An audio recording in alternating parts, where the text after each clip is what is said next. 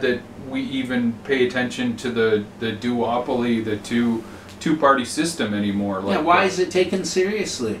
Like, elections seem to just not even matter. It's Coke or Pepsi, right? And so if you only have a vote between Coke or Pepsi, Coke and Pepsi are still going to just be soft drinks that have caffeine. Right. And so the point is, maybe we should be going to Parliament, shortly after the election and demanding what we want, no matter who gets elected, and shutting the place down until they actually build affordable housing for people, until they actually have a living wage and health care for everyone, because we know hospitals are over capacity and they don't plan to increase the capacity to meet population need. They don't even study what the needs are of the community or how to plan for the future. Could we use the Bank of Canada to print interest-free money kind of thing to give to social programs, to build stuff? Like, we use the CMHC, the Canadian Mortgage Housing Corporation, to bail out the banks. 114 billion Harper did.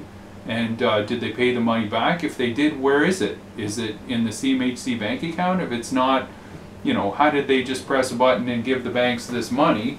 And why can't we use it to build affordable housing if we could bail out the rich with it?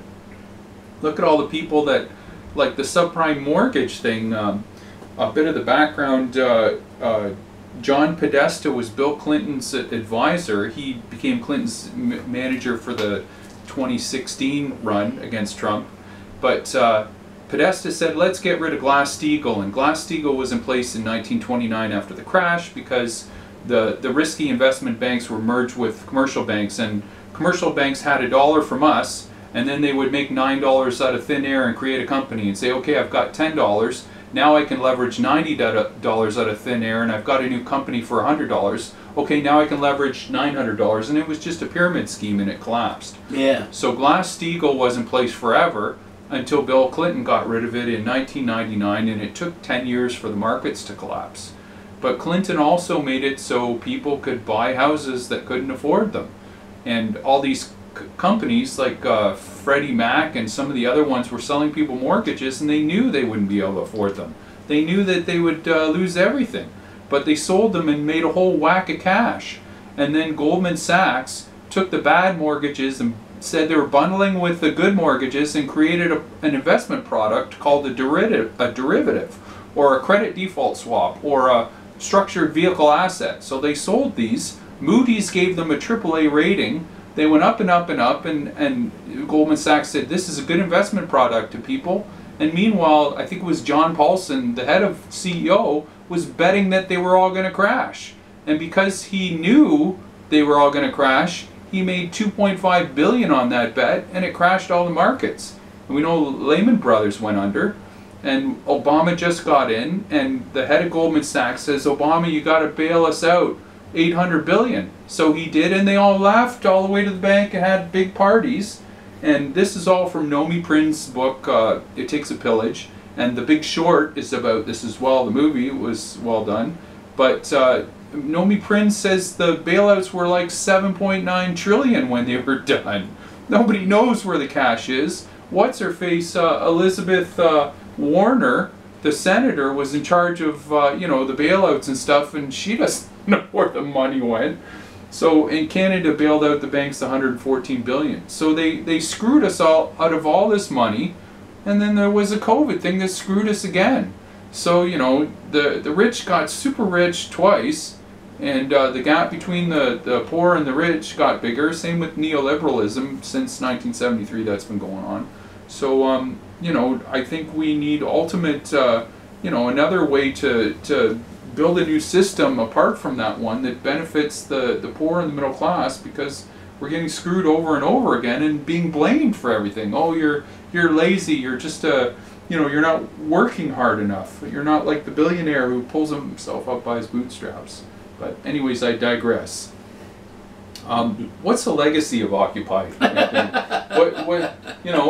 What did we get Wait from a minute. that? Okay. So, like, you started off just saying how we should go to Parliament around an election, I think.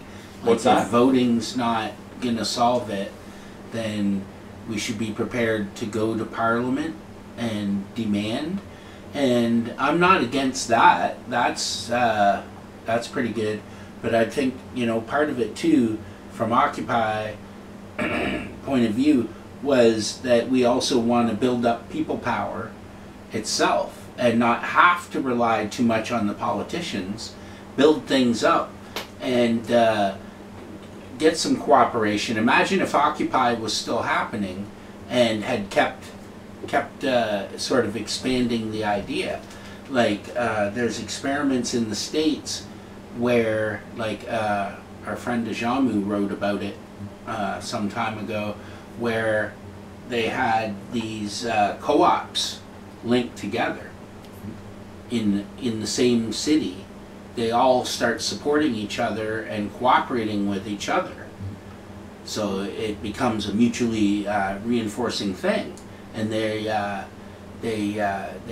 encourage that, and that's a pretty strong effort because that's economic, right? It's providing good jobs that probably pay better than the average job comparably, and gives you some say in your workplace, which almost no jobs really do.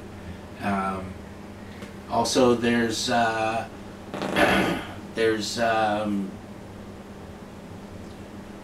really the opportunity to build up these sort of co-ops right now. Like, it's a role labor could be playing here. In some places in Europe and that, they'll have support from the labor organizations setting up work co-ops. So workers can buy into a business that's maybe going under or wanting to move, sort of thing, and have support from the union structure to keep these guys going under their own command, right? Organization, Paul says. Paul just says, we all need to know how money's created. He's just saying that he's working with the Green Party a bit in Nova Scotia, but MMT, the modern monetary theory, explains how Harper probably did the bank bailouts. That's why we all need to know about how money is created, so we can call BS on them when they do that crap. Sorry, I just lost. So that's why we... Sorry, folks. Jeff's out of control. Yeah, that's it.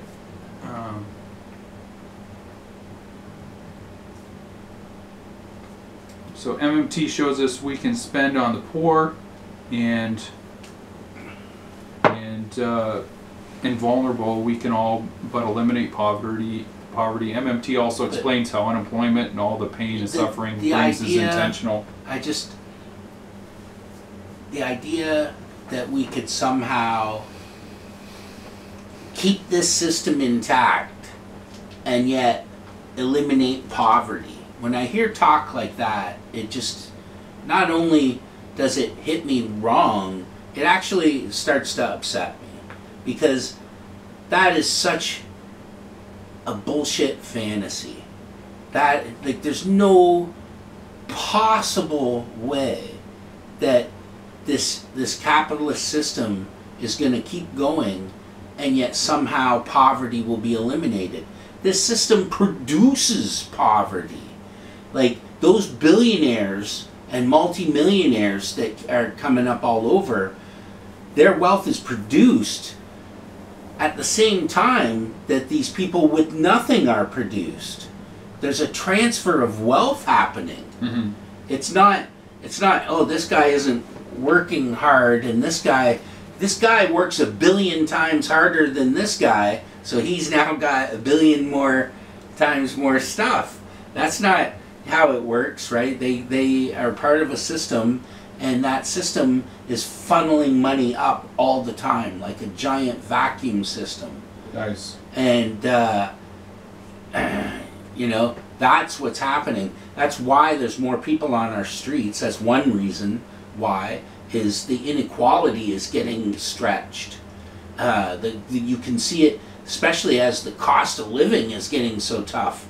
So people are having a hard time making ends meet because you've got the rent so high, you've got your food, and all your bills are so high, all coming at the same time, when wages aren't going up as high as fast.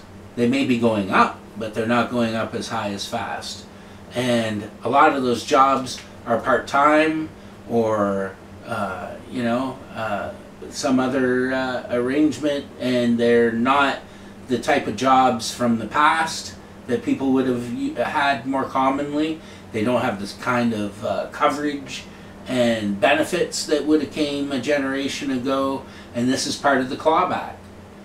And this is part of why I was going to say earlier, I was trying to tell someone, like, the system wants those desperate people out there. I think they want a sea of misery floating out there that we're all afraid of. Perhaps like, good Lord, sweet Jesus, I do not want to end up living in that parking lot. Perhaps, oh, go ahead, sorry. Well, while that fear is on us, I'm going to be a good boy and go to work every day. I'm going to make sure my rent is paid. I'm going to not bring the wrath of the state down on me, because I don't want bad things to happen and I end up in there, or in the hell that is London Jail, Essex, Middlesex Detention Centre. And I think, if you look at it from a ruling class point of view, you can see why not only don't they want to spend public funds to actually help these people, because they have other things they want to spend it on, but they have a usefulness to this growing sea of desperation. Because no one wants to end up there. Whatever your condition is, there's this sewer bottom that people can see out there, and they don't want to end up in it. Perhaps the modern monetary theory can be as a post-end stage capitalism thing, that, or it might be, there might be some use for it if we could somehow get rid of capitalism, or get rid of end stage. We're in end stage capitalism, so where do we go from here? Maybe modern monetary theory has some answers, but Paul was saying that we need to switch power from the capitalists to labor. Yes, I mean, yes, that's my religion, syndicalism. I think the people who are in an industry should be running an industry. Wherever your workplace is, it should be the people doing it and running it. And you vote for leadership. I think any real leadership going forward in the new society would be leadership supported by the people beneath. Power has to flow upwards. If we want a lead hand, we want a supervisor, we vote them into position. We want somebody to take our interests to the higher level of the union, we vote them to go do that. We give them a mandate and we send them. I think that's how things are going to be run if the revolution, if the transformation of society happens in the sort of way that I'm thinking. Like, unions would be transformed. Right now they're sort of this negotiating instrument between workers collectively and employers. So they're expected to fight for wages and working conditions and that sort of thing, how many holidays and blah blah blah. Please don't send our jobs to Mexico. In a new society, the capitalists are gone. That union would now run whatever it is they're involved in. So like auto workers would run the auto industry. That union would no longer be a begging tool. It would be the institution that runs car or whatever manufacturing society wants. Society would decide what we need and what we don't need. The 1,001 bullshit trinkets that we have that we don't need. I'm sure a lot of that will fade away. A lot of things that we could use more of that haven't been produced like they could suddenly be produced. All of this can be worked out between the communities, free communities that can be run democratically, and industries run by the workers. That's the future to me. Paul likes a federal job guarantee program. In the meantime, like while I'm living the fantasy I was describing, in the meantime, one practical thing governments could do basically anywhere is what they did in the Depression. What Paul's saying. They just put people to work. And there was a lot of useful things done, but there was a lot of jobs that were just jobs to give people good government jobs for a while, so there wasn't desperation everywhere. So people could feed their kids and send them to school, buy a car, have a house, not be living in desperation. And the governments did that massively here in North America. All sorts of work programs, all sorts of job projects started. There are examples locally. The Dominion building downtown was built as part of a government program to put people to work. Cool. So like that's one thing they just could do right now.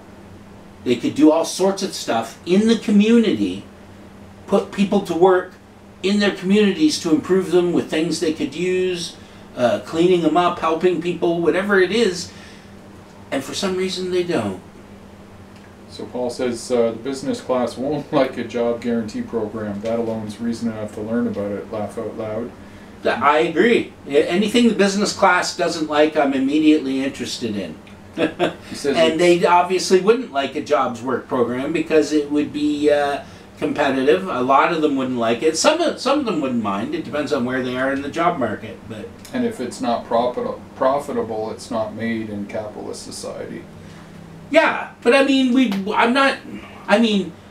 when I'm talking about this, I'm not. My immediate expectation would be like public works, like they did in the Depression, so they could, fix the highways and the bridges and apartments and clean up the streets and sewers and build, refix things that needed and. Help little old ladies, like whatever needs to be done in society, they could put an army of people who want work to work. But if they really wanted to, nationalization is sort of the next step where they could take industries and start putting them under government control and putting people to work that way. Like industries like healthcare, where the Ford government doesn't provide for enough for one people. of the clear lessons of the last few years since COVID hit is our healthcare should not be touched by capitalism with a 40-foot pole. Of all the things that they destroy in our society, healthcare just so obviously shouldn't be in their hands. You can 100%. See by the way America handled COVID, the way it was handled here, the way it was handled other places. One huge benefit is the more nationalized, the more public your healthcare system is, the better off you are. We just put like double tariffs on Chinese electric vehicles coming into the country because they have pretty nice vehicles for $12,000. And that's the thing. That's an effort to protect the industry here because the Chinese are doing it better and cheaper. And so what a tariff is a tax on you. A tax on anyone here that wants to buy that Chinese product because it's better and cheaper. And so if you do that, you'll end up paying much more because there's this huge extra added on that goes to the government. The tariff is a sum of money that goes to the government because you bought this product that came from China that they don't want you to, because they want you to buy the American one, or Canadian connected one, I guess. And they cost more and aren't as good, from what I understand. I'm no expert in the subject, but from what I understand, generally they're seen as not quite as good and costing more. And so that industry is sort of sucking ass. And the government, in an effort to appear to be supporting this tech initiative as much as they can, because the writing's on the wall that the world vehicle scene is sliding toward electric more and more. The writing's on the wall. Eventually gas is going to price itself out, probably, you know, who knows when. So that's really what that is all about. And it's this general fear of China in general, and how they're taking over tech and taking over certain key industries that powerful people over here don't want taken over by China. So any questions from anybody who's watching? I think we have one viewer. No, I don't know. Anyhow, anything you wanted to sum up about the Occupy movement 13 years ago? Or? I'm pretty good. I mean, that was a long time ago. I want to see the new versions picking up. People doing things. The Occupy was one method. I'm not against doing it again. It doesn't have to be that again, though. The democratic part was pretty essential. The focus part was pretty essential. You know, I just want to see that spirit sort of carry on more than anything. What about occupying public buildings, because half our city is empty, like all these... I would think that's got to be something that people are thinking about. I mean, you have homeless people all over the place, and you have all these buildings. At least 2,000 in London. All over the place. 10,000 on a waiting list for affordable housing. And it's crazy. And at what point are people going to start looking at these buildings and starting to try and piece things together? At what point, you know? And because I sure as hell don't expect the government to start handling that. So I would think it'd be pressure from below, where people will just want to do something, you know, and take things into their own hands. So that would be a spirit of Occupy carrying on for sure. So people kind of just taking the initiative and maybe occupying buildings or coming together in collectives or co-ops. Or something. I mean, the Unity Project was started with an occupation at Campbell Park back in 2001, I think. So that was one way they were able to pressure the city while there was a big event going on in town. They were able to pressure the city and get some kind of compromise, and then it eventually led to them starting the Unity Project. So, I mean, there's that's one thing, and that was one of the things that we tried to recognize when Occupy London, Ontario came up, was to remember that like 10 years before there had been this occupation that was fairly successful. But I mean, what the target is, who knows? In Europe, there was a lot of people that used to, it was common for people to squat in buildings, either just to squat in them or to try and take them over for use of something for the community like that. You know, either a center to help deal with people or a place for people to sleep or whatever. With different levels of success. You know, things go differently at different times. So, I mean, these are things that people should at least be talking about. We can see what voting will get you, what City Hall's infinite wisdom is getting us. So, people need to discuss these things, I think, and, you know, work it out. I think the veterans, after maybe the Second World War, they started occupying housing. And because they did this, the government capitulated and started the Canadian Mortgage Housing Corporation. Oh. So, and also in the 60s, they had some kind of housing act that said they would house everybody, and they got rid of it. And so at that time, I think they tried to build housing for everybody, and now there's no act. Housing's considered a human right by like the UN. Yeah, for sure. But yet, you can see it's not, you know? So, I mean, something's got to happen. That's the thing. Is it's just going to go on, and there's people out there pushing for, you know, a more right-wing response, more of a clampdown, more police, more court systems, more jails, and that's all going to be paid for too, folks. You know, like, one way to look at it is you are going to pay for this either way. There's been a clusterfuck allowed to happen. All these extremely addictive drugs have been allowed to flow out into our community under the guise of being safe.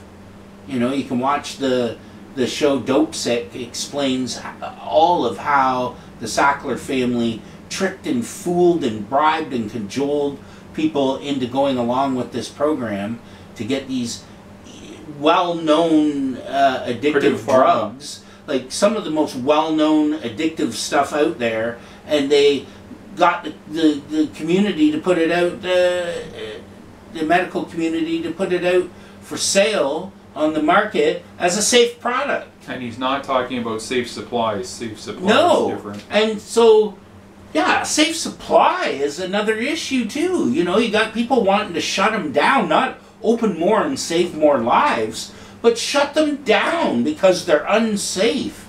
I mean, oh my God. Like, there's people dying left, right, and center from the drugs and from the conditions of living on the street.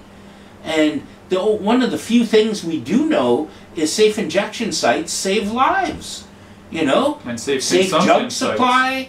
Right, a safe drug supply, a safe place to do it, people around who can care and monitor. These things all matter. And a community that cares. And there's all this other side that we could be doing besides just having more police and more courts and more jails to pay for.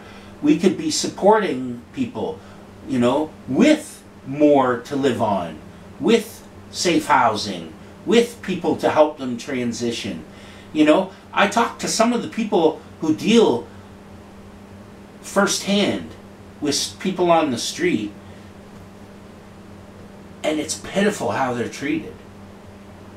They're on short-term contracts, they get little respect, they're overworked in a brutal work. I mean, imagine, for most of us, just going by someone having an episode can be something that'll stick with you for the day.